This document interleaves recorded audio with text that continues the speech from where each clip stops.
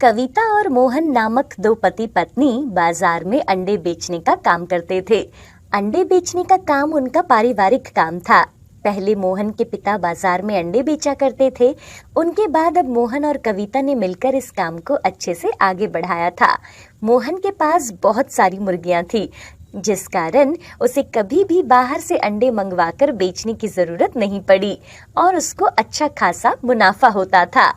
मोहन और कविता मुर्गियों का बहुत अच्छे से ख्याल रखते थे और दोनों मिलजुल कर अंडे की दुकान चलाते थे। मोहन की माँ उनके बच्चों के साथ घर पर रहा करती थी। एक दिन मोहन देखता है कि उसके दुकान के पास एक और अंडे की दुकान खुल गई है। अरे कविता, वो देखो, किसी ने अंडे की दुकान खोली है। हाँ, लेकिन इनको गांव में तो मैंने पहले कभी नहीं देखा। लगता है गांव में नए आए हैं। चलो, हमें क्या, हमारे ग्राहक हमेशा हमसे ही अंडे लेते हैं और आगे भी हमसे ही लेते रहेंगे। वो अंडे की दुकान मदन नामक आदमी की थी, जो कुछ समय पहले ही अपनी पत्नी के साथ शहर से आया था। मदन देखता है कि सभी लोग अंडे लेने सामने मोहन के पास जा रहे थे और उसके पास कोई भी अंडे लेने नहीं आ रहा था। लगता है मुझे कुछ करना होगा ताकि लोग मुझसे ही अंडे लेने आए। मदन अपनी दुकान के बाहर 5 रुपए के 2 अंडे लिख देता है और बाजार में घूमते हुए लोग जब उसे देखते हैं, अरे भाई, वो अंडे वाला 5 रुपए के 2 अंडे बेच रहा है और मोहन तो 5 रुपए का बस एक ही अंडा बेचता है। चलो चलो, आज इससे ही अंडे लेते हैं।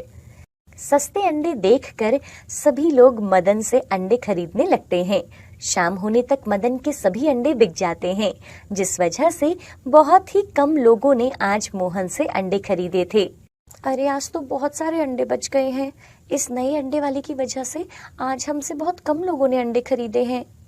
अरे कोई बात नहीं कविता, काम में तो ये सब चलता रहता है।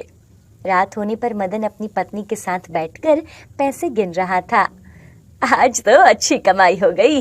सस्ते और मुफ्त की चीजों के पीछे लोग पागलों की तरह भागते हैं, लेकिन इतने सस्ते अंडे बेचकर हमें क्या बचेगा?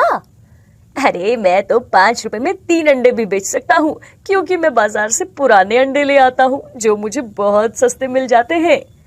तुम्हारी ना इन्हीं हरकतों की वजह से हमें अपना गांव छोड़कर यहाँ आना पड़ा। अब तुम यहाँ पर भी गलत तरीके से काम करोगे। अरे, सही रास्ते में कुछ कमाई नहीं होती।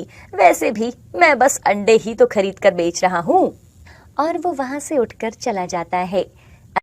अगले दिन मदन और मोहन दोनों अपनी दुकान खोलते हैं। सभी लोग मदन के बजाय आज मोहन से ही अंडे खरीदते हैं। एक आदमी मदन के पास आता है। आइए बाबूजी, कितने अंडे दूं आपको? अरे, मैं कल यहाँ से 10 अंडे लेकर गया था, उसमें से 5 अंडे तो खराब ही निकले और बाकी के 5 अंडे ये लो और मुझे मेरे पैसे वापस दो। अरे बाबूजी, शायद गर्मी से खराब हो गए होंगे। आज तक मोहन भाई ने मुझे एक अंडा भी खराब नहीं दिया। सस्ते के लालच में मैं यहाँ गया था। और मदन उसके पैसे वापस कर देता है। इसी तरह बहुत से लोग मदन के पास आते हैं और उसे बहुत खरी खोटी सुनाते हैं। अब सभी मोहन से ही अंडे खरीद रहे थे और शाम होने से पहले ही उसके सारे अंडे बिक जाते हैं। देखा कविता, आज हमारे सारे अंडे बिक गए। तुम बेवजह ही परेशान हो रही थी।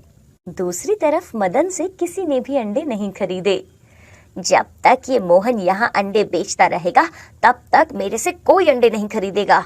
मुझे इसका कुछ ना कुछ करना ही होगा। रात होने पर मदन मुर्गियों के घरों में आग लगा देता है, जिस वजह से मोहन की सभी मुर्गियां मर जाती हैं। अरे, यहाँ आग कैसे लग गई? मैं थोड़ी देर पहले ही तो मुर्गियों को दाना डाल कर गया था।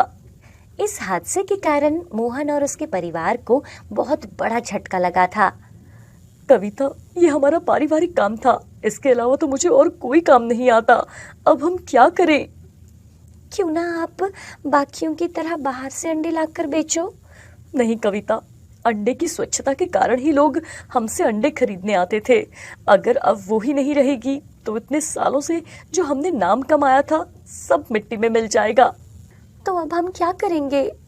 ऐसे ही सोचते सोचते बहुत दिनों तक वो अपनी दुकान नहीं खोलते और इसका फायदा मदन उठाता था। वो अब अंडे तो अच्छे लाता था, लेकिन महंगे दामों पर बेचता था। मजबूरी में लोग उसी से अंडे खरीदने लगते हैं। दूसरी तरफ जहाँ मुर्गियाँ रहती थी वहाँ बहुत से पौधे उगने लगे थे। कविता, तुमने ये किस चीज के पौधे लगाए हैं? मैंने तो यहाँ कुछ भी नहीं लगाया, ये खुद ही उग गए हैं। न जाने क्या उग रहा है यहाँ। मोहन अपनी मुर्गियों से बहुत प्यार करता था, इसलिए वो पूरा दिन वहीं बैठा रहता था। आप कब तक घर पर ऐसे ही बैठे रहोगे?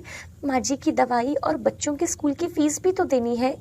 तुम चिंता मत करो, मेरे पास जो पैसे हैं मैं कल बाहर बाजार से ही अंडे खरीद लाऊंगा। वो मदन अंडे वाला लोगों को बहुत महंगे दाम पर अंडे बेच रहा है। सभी लोग मेरा इंतजार कर रहे हैं। अगली सुबह जब मोहन अपनी मुर्गियों के खेत में जाता है तो वो देखता है कि सभी पेड़ पहले से बड़े हो गए हैं और उन पर कुछ अंडे की तरह दिखने वाला फल लगा हुआ था। ये क्या हो सकता है? वो उसे जब पौधे से तोड़कर देखता है। अरे, ये तो बिल्कुल अंडे जैसा है। अंडे जैसा नहीं, ये अंडा ही है। अरे, ये आवाज कहाँ से आ रही है?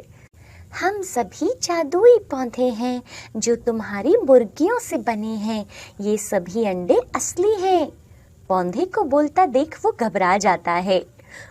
क्या क्या ये खाने लायक है? ये बिल्कुल वैसे ही हैं जैसे पहले हुआ करते थे और हम मुर्गियों की तरह ही रोज तुम्हें अंडे दिया करेंगे। मोहन वहां से कुछ अंडे तोड़कर घर लाता है और उन्हें उबालकर खाता है। कविता, तुम भी ये खाकर देखो।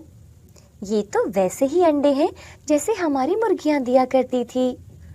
मोहन कविता को सारी बात बताता है और वो खेत से सभी अंडे तोड़कर अपनी दुकान पर बेचने लगता है।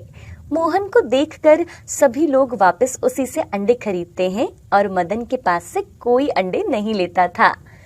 अरे, ये फिर से आ गया। लगता है ये मुर्गियां ले आया होगा। आज रात उनका भी काम तमाम कर दूंगा। रात होने पर मदन फिर से उसी खेत में जाता है। अरे, यहाँ तो कोई मुर्गी नहीं दिख रही। इसने तो यहाँ पौधे लगा रखे हैं। तभी मदन को पौधे अपनी शाखाओं में जकड़ लेते हैं। अरे अरे, ये क्या है? अरे, कोई मुझे बचाओ। तभी वहां मोहन आ जाता है। मदन, तुम यहाँ क्या लेने आए थे? घबराहट में मदन मोहन को सारी बात बता देता है। मुझे माफ कर दो मोहन, मैंने ही तुम्हारी मुर्गियों के घरों में आग लगाई थी। मुझे माफ कर दो, मैं तुम्हें अपनी शक्ल कभी नहीं दिखाऊंगा। मोहन के बोलने पर पौधे उसे छोड़ देते हैं। मदन दुम दबाकर वहां से भाग जाता है और अपनी पत्नी के साथ गांव छोड़कर वहां से वो चला जाता है। इसके बाद मोहन और कविता का काम अच्छे से चलता रहता है।